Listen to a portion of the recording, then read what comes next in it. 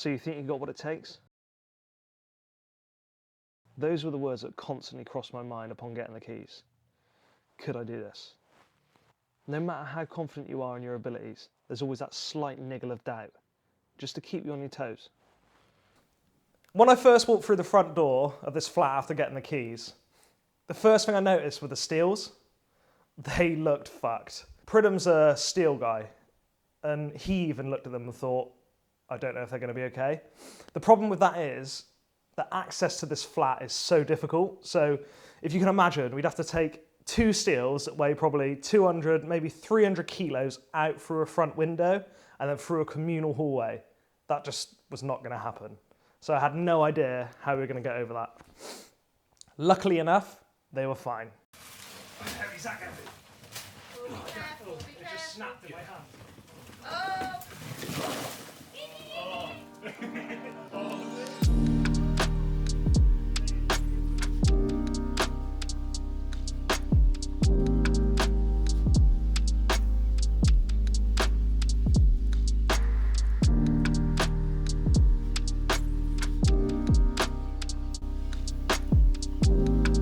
We've been left empty for 10 years. We actually opened the fridge and there was food in there from 2014. The place absolutely stank.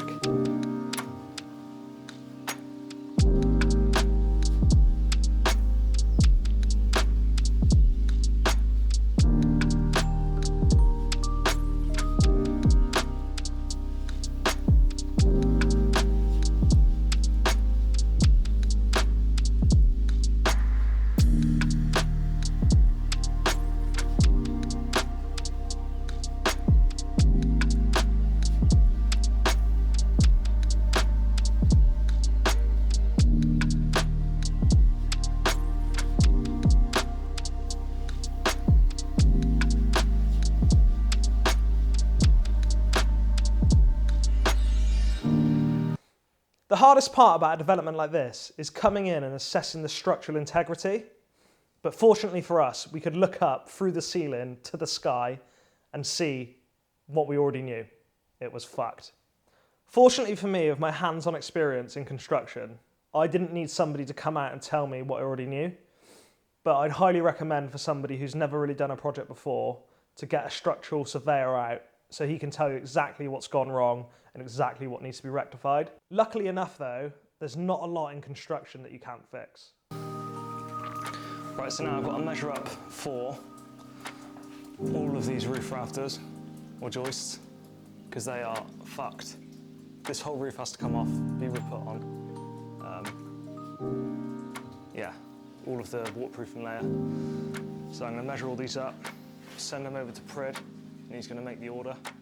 And hopefully this week we can get these on.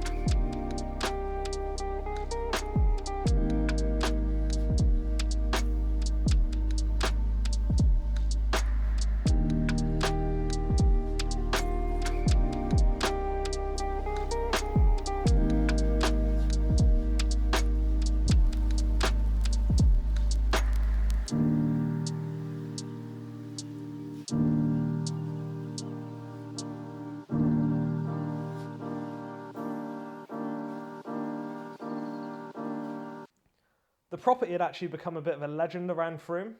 It had been passed from estate agent to estate agent, and they never actually managed to sell it because it takes a certain type of person to be able to take on a project like this. You have sort of the experienced developers that it's way too small for, and then people who've never really done it before and they come in and go, what the hell is that? So I'd say I was probably the perfect person to come in, put a bit of hard work in, a bit of graft, and just get it done.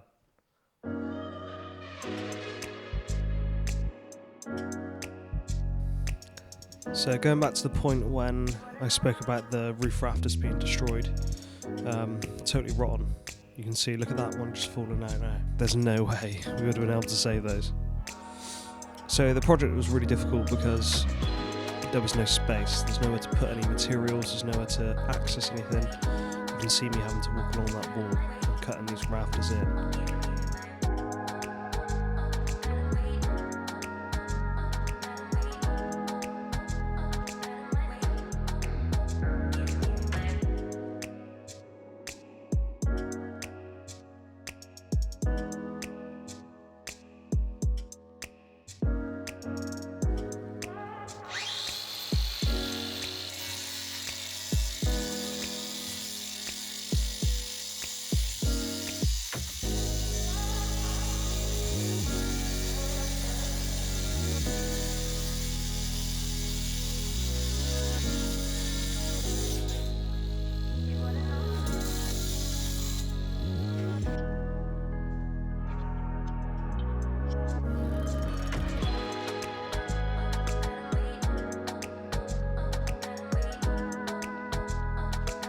So now I'm just filling the rafters in with noggins. What this does, just makes the roof work as one. Super strong, line number 2's in there. Flat roofs are actually a lot more difficult to construct than pitched roofs, because you've got to think about the way the water's falling and where the exit is. So as you can see in the front of this picture, my guttering is going to be along where that level was, where I'm putting the battens. So the gutter's going to be there, so that's one exit. And then at the other end of the roof, we've got another gully. The hard part about flat roofs is there's multiple falls. There's about 6 different falls on this roof, and they have actually got cross falls. One fall going one way, and then another fall going 90 degrees to it. So you've got to plan it all out.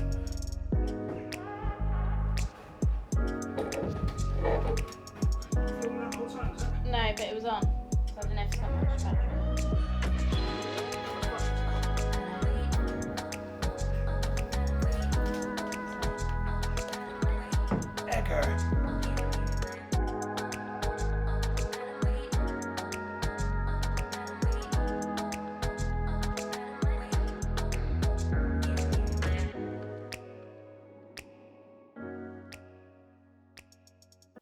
I initially found out about this property through my girlfriend's brother. We were at a barbecue and he said he saw this property that was in real bad condition and he did not know what to do with it. I said, well, let's go have a look at it. When can we see it? And he actually managed to get the keys on the night. So I can remember driving down here, and I didn't know Froome then, so I have no idea where I am. And I go through this dingy hallway and then out to this room, which is basically fallen apart, filled with pigeons. And I'm like, we need to buy it. The buy-in process was an absolute mission. I think I've never interacted with a transaction that has been this difficult for such small gain. But basically, long story short, back and forth with the vendor direct, and they didn't want to play ball. Then Liz Truss got in and did the mortgage crisis thing where the rates went up through the roof, and we got a bit spooked. So we put a different offer forward. We didn't pull out, we just put a different offer forward, and they basically said, no, we're going to sell it to somebody else. They've always got another buyer. This is what I've learned. Always got another buyer, but they don't. Gave it to somebody else, and that was the end of the story. A few months later, I came back and said, have you sold it? And they hadn't. So I was like, okay, same offer, I'll buy it. Okay, that's fine. I said, just do not put it on the market. I don't want it going on the market. Next day, on the market. So I told Pridham to go down to the estate agent and offer as low as he thought he actually could without being kicked in the face. So he offered 40 grand. They were obviously like, no. And then we bidded all the way up to where we finally sat at around 60 grand, something like that. And we bought it. There was nobody else.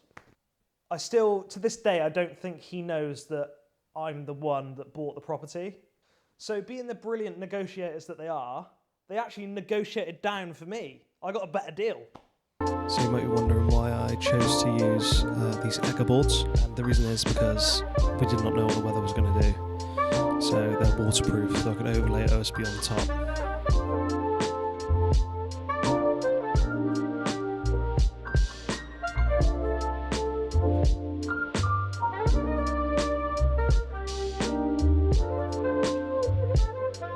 Now you're seeing the old roof light be removed, which was way bigger. It was just monstrous. There's no point having it that big. So we reduced it down with the trimmers inside that you can see. Just put a way smaller roof light on there, with potential to actually use the deck as a roof terrace, which is really cool. Adds a lot of value to the property.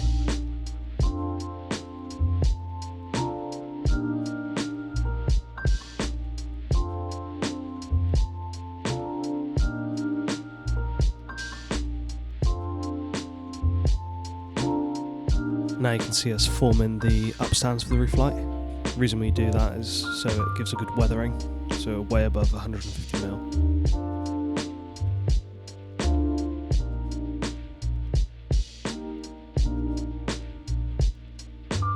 So I'm on my own right now, so this is a lot of up and down, but it's just the only way that you get it done. 2 pairs of hands would be way easier.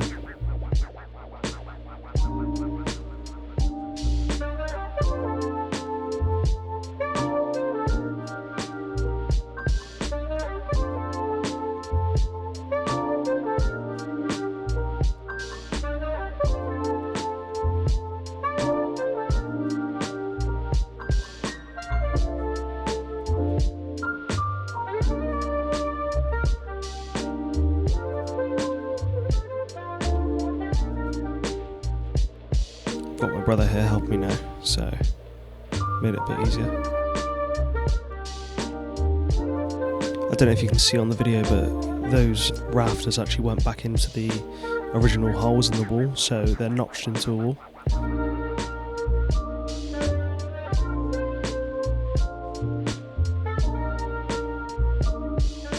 You can also see that my boards here are not half bond, they're actually straight joints, but that's only because I'm overlaying the top with OSB, so it gives a massive amount of strength, so I'm not concerned at all that the half bond isn't going to work.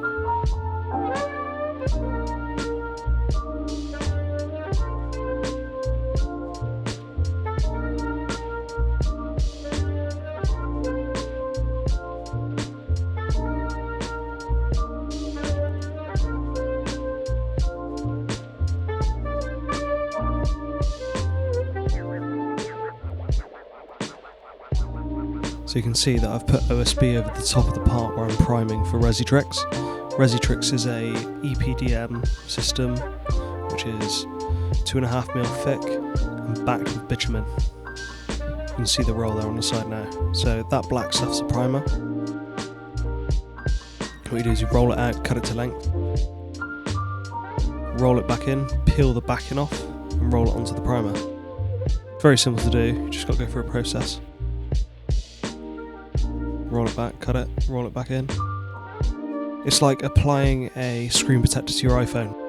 Brush out the bubbles. And then the joint's the hard part, where you got to weld it with a heat gun. You got to keep a consistent bead.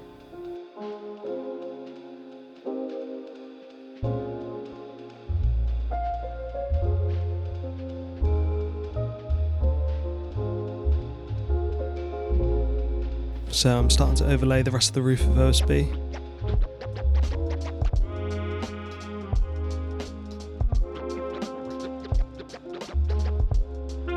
So the way to do this is to do it in sections.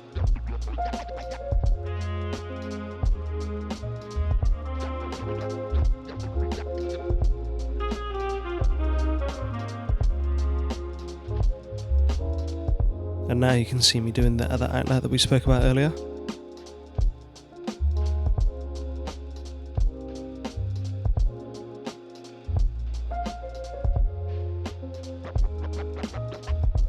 So wherever your water escapes, you want to work away from. All of your joints want to work away from that point.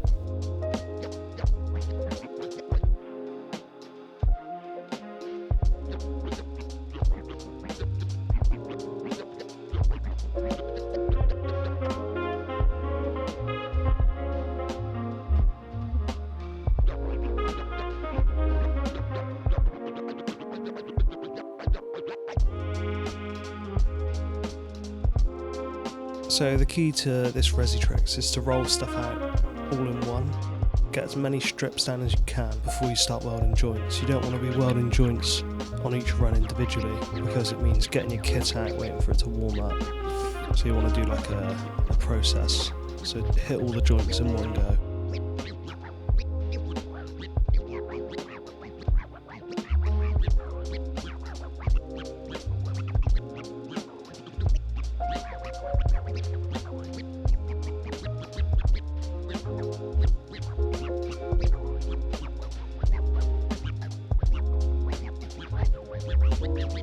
Now you can see that I'm starting to come through these joints.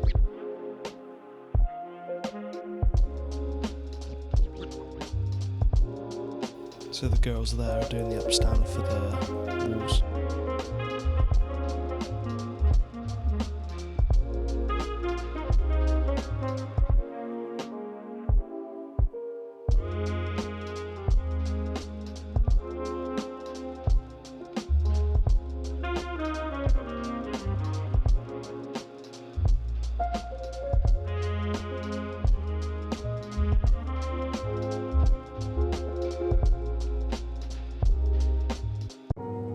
So at this point, the front section that we'd been doing with the Resitrix is basically 95% waterproof. So now I can move onto the back section, overlaying the OSB. So this whole section, because it's quite straightforward, it's quite big sections, you can get more done, so you don't risk sort of going too far.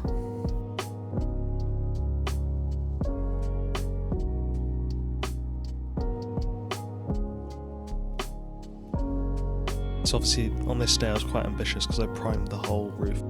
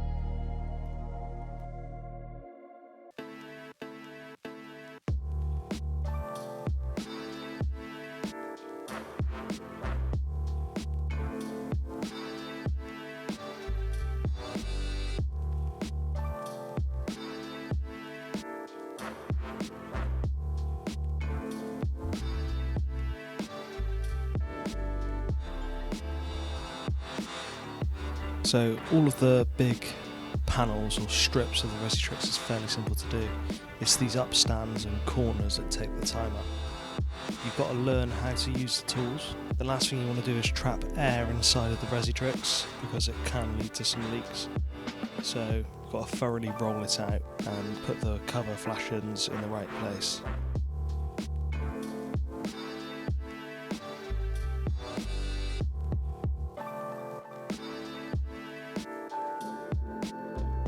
Dad erecting the roof light. My dad's a joiner, so he made this in his workshop.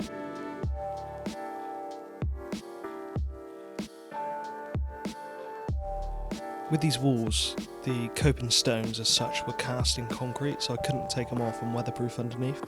So I needed a solution, and this is the one that I came up with. I could have used lead, but it would have taken way longer and cost a lot more money.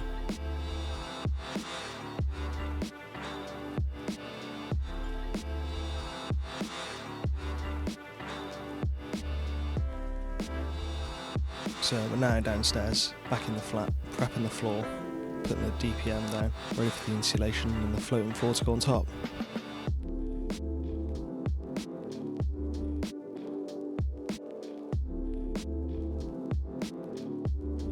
As with everything in this job, you have to do one section, move all your kit back on top of the section you've just done, and then start another section.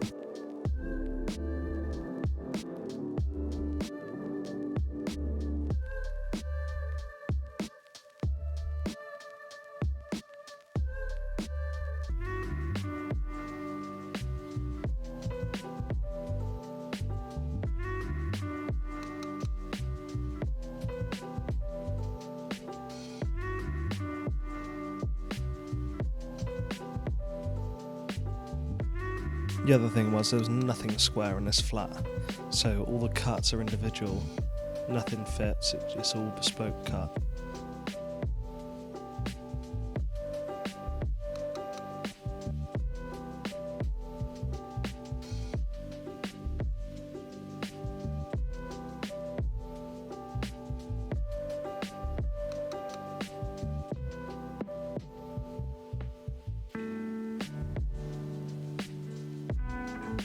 So now we're on to the part where we're studding off walls to weatherproof and insulate. I erected the studs on the floor because I had enough space and it was just the easiest way to do it. That's a vapour barrier going on the back with a DPM up the wall to about 1200 to keep any damp out. I'm so glad I did it this way because the flat is so warm now. There's no damp at all coming through.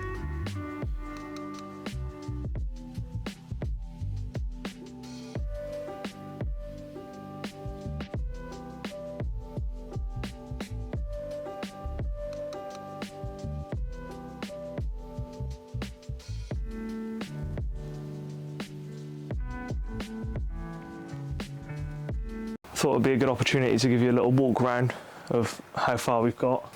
So this is the front door when we come in. So this is the hallway. Bedroom. So we've just had all the first fix done, so the plumbing, the electrics. Then this is the main living area. Kitchen's going to be through here. And then like a seating area, TV there, in the bathroom, which is a bit dark.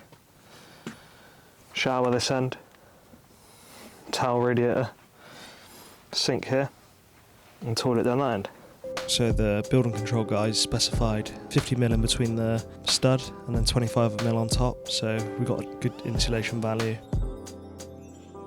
So now I'm just setting my lights, my wall lights and my sockets.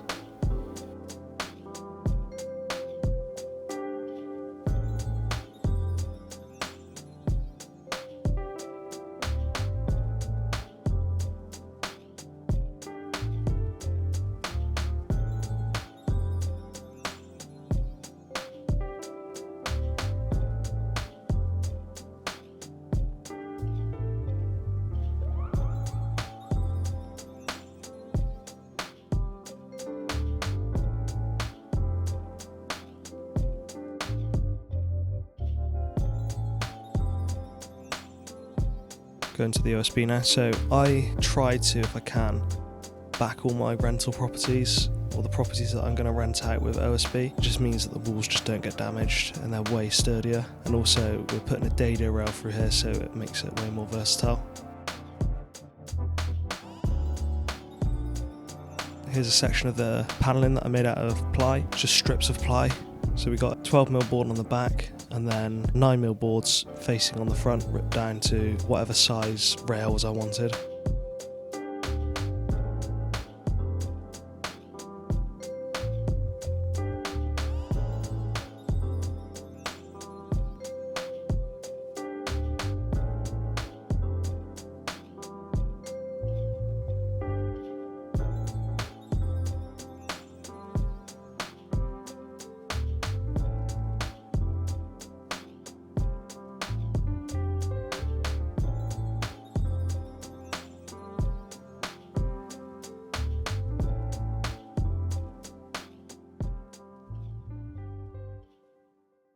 We're over at Frame in the flat. I've not recorded because I ran out of storage on the SSD, so I've just got a new one so I can record more, put it on there. But yeah, I'll have a walk around. We're about ready for plastering. The plaster's coming Monday, so yeah, good progress. I'll show you around. All the way here, it's got one side's got the panelling on. Obviously got to put it around onto this side. It's going to look quite cool. Got a skirting at the bottom, then like a bead that will follow around all the way through. Front room. Kitchen will be over there. L shape.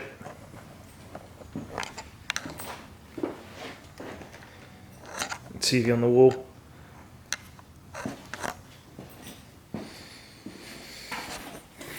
Then there's a bathroom in there. You can get in.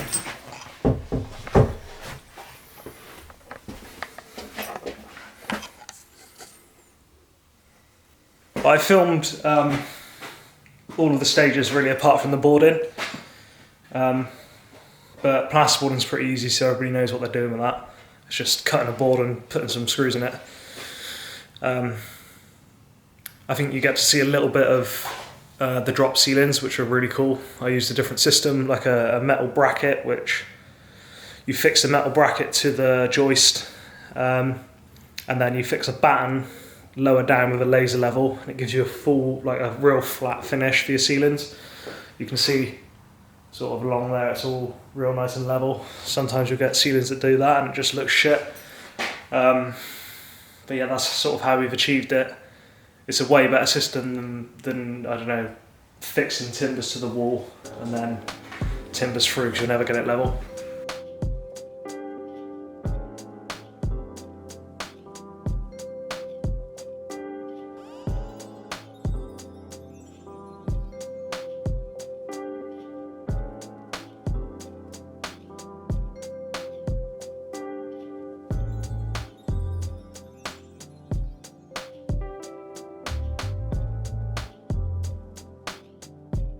So we're on to the second fix now. My skirtings and architraves. All of the architraves and skirtings are bespoke made. Dad ran them off in the workshop, so we ran the softwood profile on top, and then the big part of the skirting is just the plywood face, and then plywood on the back so it packs it out enough off the wall.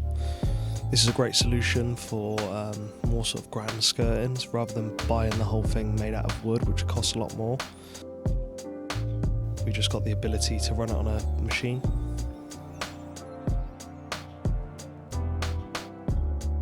There's a dado rail that I spoke about now going around, so I can just fix straight into that OSB and not have to worry.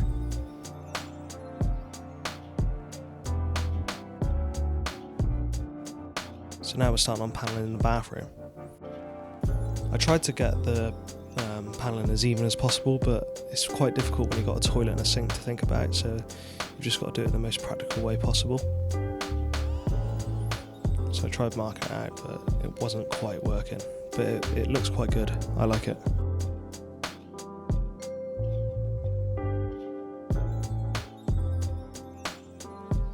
Skirting being tapped round.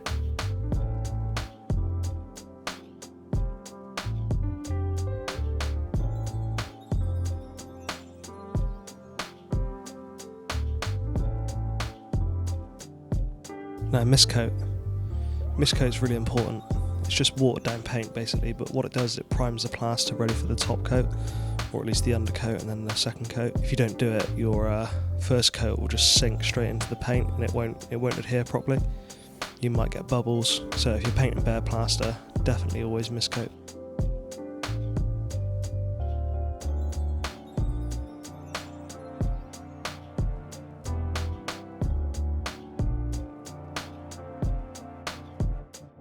This kitchen was actually quite difficult to fit, for me anyway, because I'm not a kitchen fitter.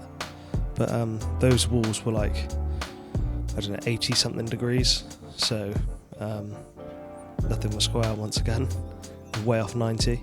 So we had to adapt certain cupboards, so ripping the back of the cupboards off, just so we could get the line.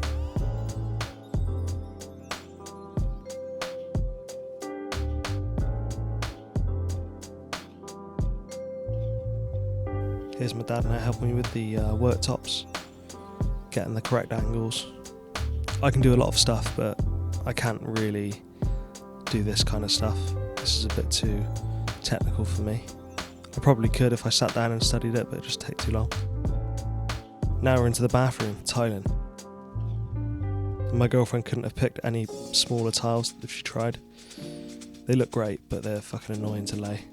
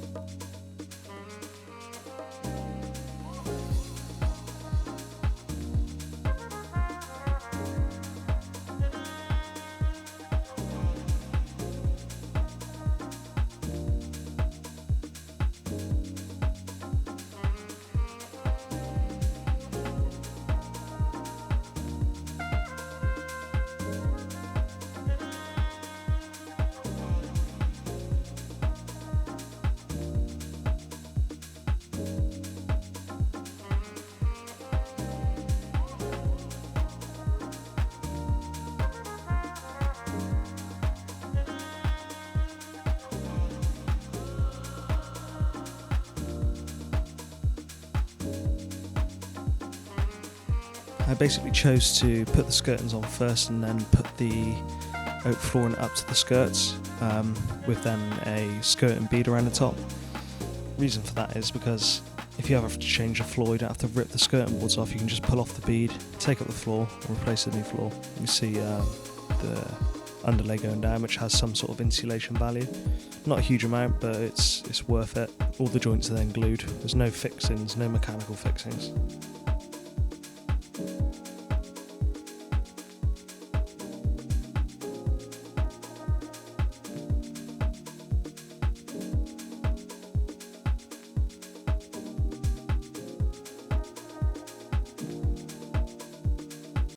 The initial interior design ideas behind this flat come from more of a striking heritage property. Because we're located in Frome, it had to be something that people would latch onto and it would catch their eye. So we went for sort of colours that would not necessarily be in most people's houses. We really wanted it to be different. So you come through a shared access with the other flats, which are sort of a bit dingy and a bit dull, basically. You come through the front door and it gives sort of a wow factor. Most people that have come in have gone, wow, this is nice. We achieved that by the right colour palettes, and to be fair, it's quite a feminine colour palette, and that's because my partner, she chose most of the colours. When it comes to developing properties like this, they don't really have much character, so you have to engineer the character in. And with this place, we've done it with all of the mouldings and the profiles and the panelling. And it just adds a bit of a traditional effect to the place. And it feels like it's been here for years rather than brand new. But you still get the effect of a modern vibe. So it's a blend between the two. The natural light situation here isn't great because we're sort of down in between two structural walls. So we had to make the most of what we had. So this skylight that's above us is integral to the whole feel of this property. And then you've got the front door and the back door, which lets a bit more light in. And then we had to engineer the light to feel cozy. So every room has got wall lights on, and they're dimmable, and they interact with the spots as well.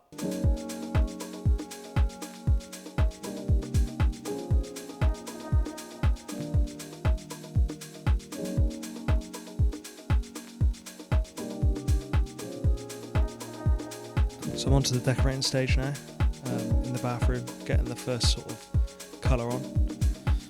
I always roll the cutting in back off with a sort of mini roller. I just hate seeing brush marks. I'm a bit anal with my decorating. I like it to look good. Painting the panelling is always a pain in the ass. It takes a long time. Once again, I hate to see sort of brush strokes and stuff, so I make sure the direction of the wood matches the brush strokes. I went for quite an outrageous colour, but it works really well. The camera struggles to sort of capture how sort of deep this green is. It's a really, really nice colour when you're in there, really cosy.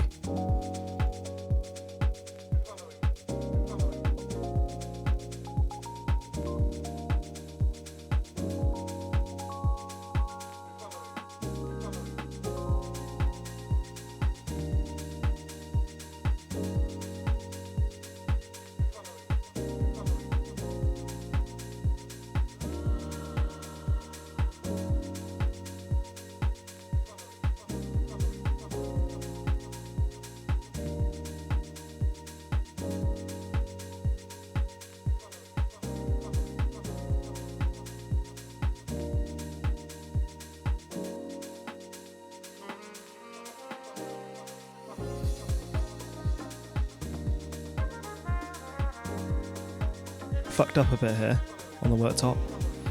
I say I fucked up, but the company kind of fucked up. So I got a sample and it came out nothing like what I looked at. So yeah, I just carried on doing it because you can't really stop once you've started.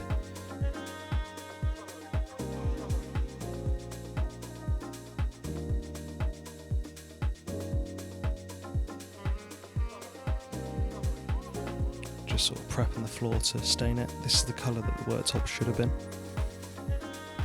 Now this floor's a really nice colour. I do like this. I didn't quite know what to do with this floor, so the tin, it says roll it on, leave it, and then do another coat and then sort of rag it off. But the first coat I ragged off anyway.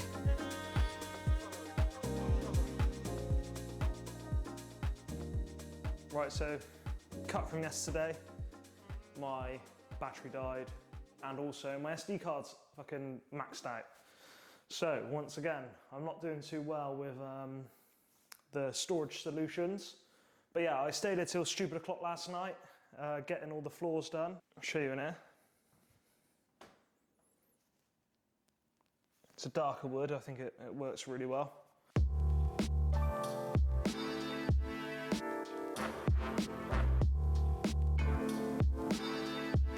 So here's the skirting beads that I was talking about. That just tidies up all the edges, just makes it easy to access. When I come to the end stages of the project,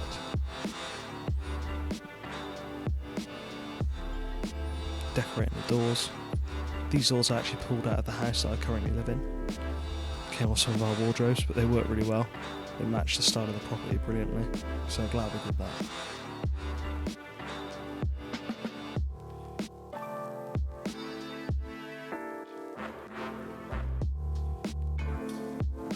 They were a lot of work to bring back to life though. A lot of filling, a lot of sanding, because they've been abused over the years. A bit like this house, to be honest.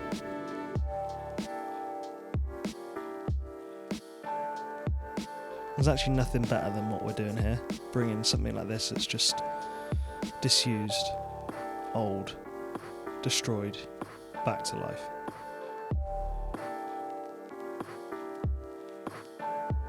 So this is the mastic sealant.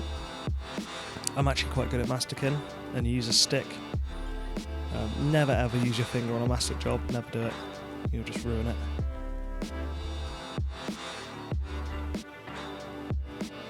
Right, so I'll give you guys a bit of a walkthrough of the finished project. As you can see, we're in the hallway now. This is the front door, this is where you come through. You're greeted with this lovely panelling that I made by hand. Yeah, so the colours of the room work quite well. It's sort of ceiling, wall, skirts, all the same colour. And then we opted for these, what they call light fixtures, which are fairly cheap. I'd say they're like £40 a piece. So they're not that cheap, but they're cheap for what they are, if you see what I'm saying. And they work quite well. This is a nice little touch. Behind here is my electric board. But I hate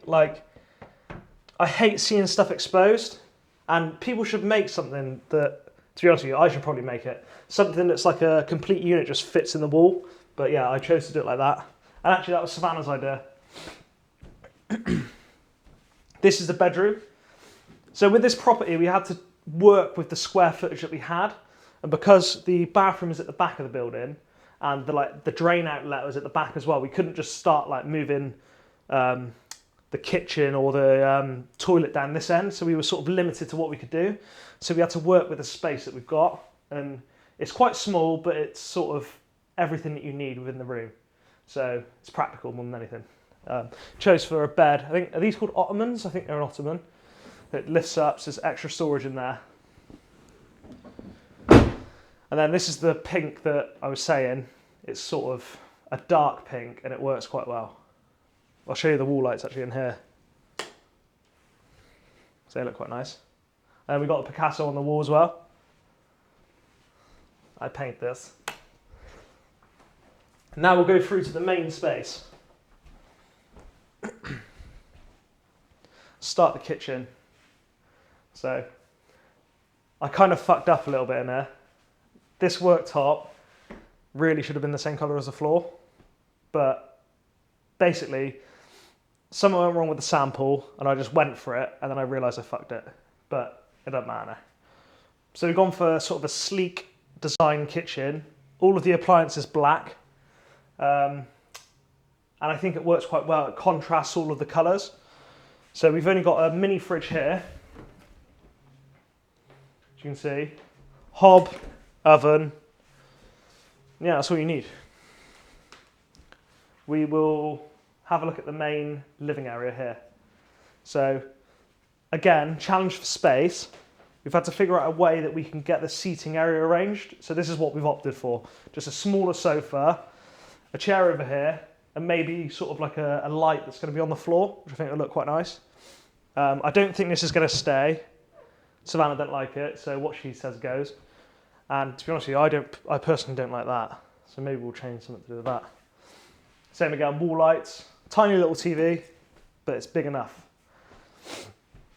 And all throughout, the radiators are sort of a mock traditional radiator. And I was a bit disappointed because they didn't actually do black. It's sort of like an anthracite grey.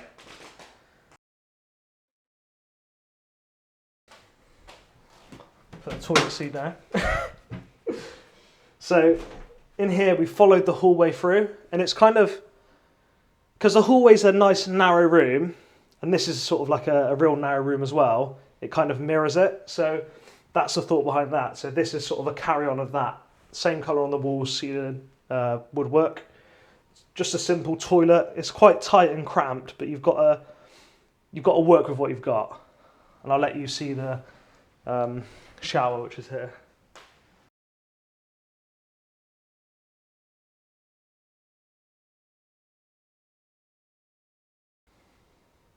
These tiles are an absolute nightmare to lay, as you can see in the video.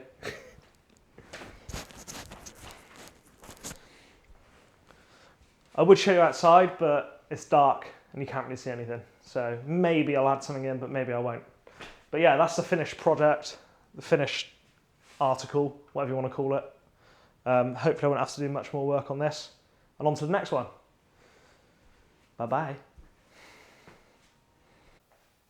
The most challenging part of the project is not what people will think it's going to be. It's not putting the place back together. It's not putting the roof on.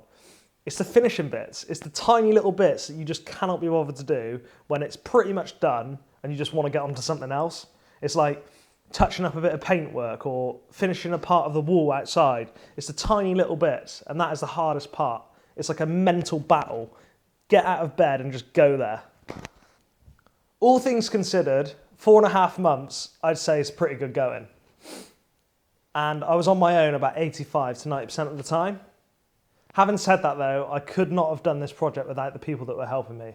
Friends and family, Pridham, there's no way I could have done it without them, so thank you. Going forward, I'm going to document the rest of the projects that I've got coming down the line, and I'm going to try and go into more detail. And with this video, I'm going to break all of the videos down, so the time lapses you've seen, go into detail with them, take you through the process, how to do it, and then hopefully you guys will learn. So thanks a lot for watching. Please like, please subscribe, tell your nan about it, and goodbye.